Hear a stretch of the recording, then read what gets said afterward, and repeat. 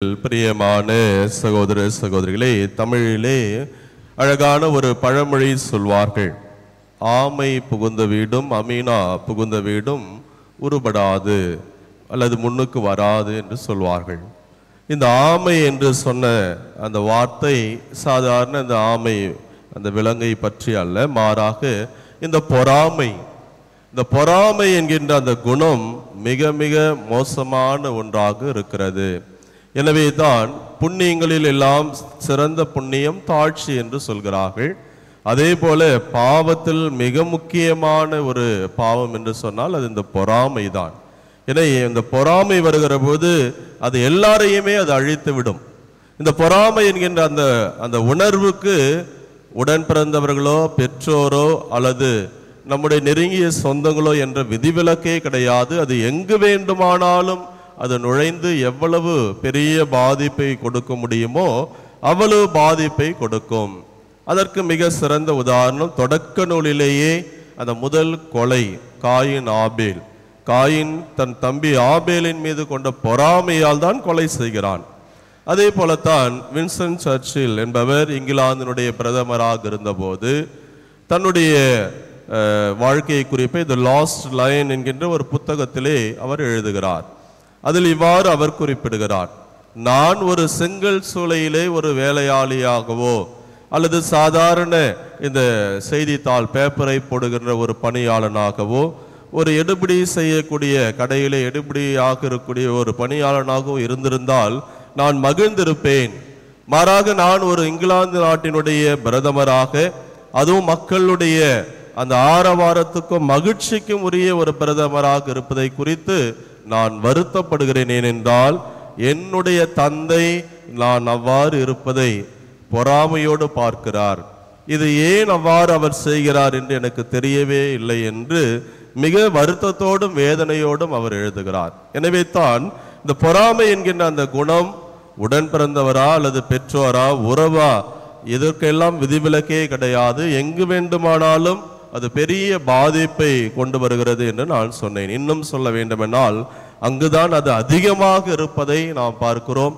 எனவே தான் நம் மூதாதையர் சொல்லியிருக்கிறார்கள், பங்காளிக்கு பல்லில் விஷம், 5 வயதில் அண்ணன் தம்பி 10 வயதில் பங்காளி என்றெல்லாம் அந்த வார்த்தையினுடைய வேகத்தை அதிலே உட்புகுத்தி இருக்கிறார்கள்.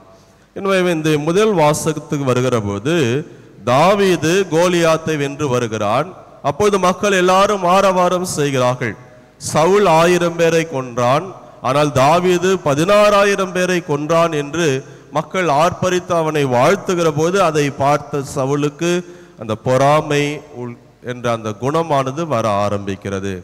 அந்த பொறாமை எந்த உச்சத்திற்கு போகிறது என்று சொன்னால், எப்படியாவது இவனை கொலை செய்ய வேண்டும் என்கின்ற அந்த உச்சபட்சமான ஒரு சூழலுக்கு அந்த சவுல் தள்ளப்படுவதை நாம் பார்க்கிறோம்.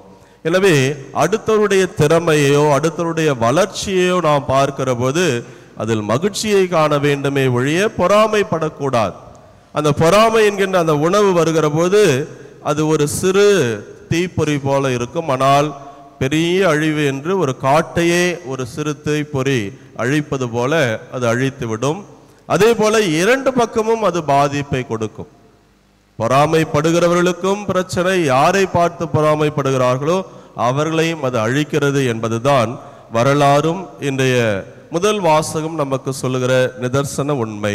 ஆனால் இதெல்லாம் மாற்றாக அந்த யோனத்தான், அவன் வம்சாவழி என்று பார்க்கிற போது தன்னுடைய தந்தை சவுலுக்கு அடுத்ததாக தனக்கு தான் அரச பதவி என்கின்ற ஒரு நிலை இருக்கிற போது உண்மையில் பார்க்கிறது யோனத்தான் தான் பொறாமைப்பட வேண்டும். ஆனால் தன்னுடைய நண்பன் என்ற அந்த ஒரு உணர்வு, அவனுடைய திறமையும் வளர்ச்சியும் பார்த்து மகிழ்ச்சி அடைகிற ஒரு நபராக யோனத்தான் இருப்பதையும் இங்கே விவிலியம் நமக்கு சுட்டி காட்டுகிறது.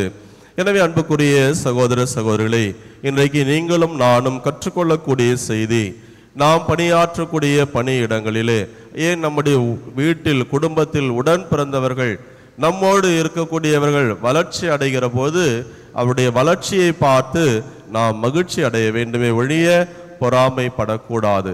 யோனத்தானுடைய அந்த பரந்த மனப்பான்மை, அத்தகைய நல்ல குணம் நாம் உள்வாங்கிக் கொள்ள வேண்டும். அந்த பொறாமை என்கின்ற ஒன்று உள்ளே நுழைகிற போது அது பெரிய பாதிப்பை கொண்டு வந்து விடும். நம்முடைய மகிழ்ச்சியையே முதலில் அது அழித்துவிடும் என்ற அந்த எச்சரிக்கையோடு இந்த பொறாமை என்கின்ற அந்த குணத்தை, அந்த பாவத்தை தவிர்த்து எல்லாரையும் அவருடைய வளர்ச்சியிலே மகிழ்ந்து அவர்களை பாராட்டக்கூடிய நல்ல மனப்பான்மையோடு வாழ தொடர்ந்து முயற்சிடுப்போம். அதற்கு தேவையான வரத்திற்காக மன்றாடுவோம். இறைவனேசு நம்ம நிறைவாக ஆசீர்வதிப்பாராக. ஆமேன்.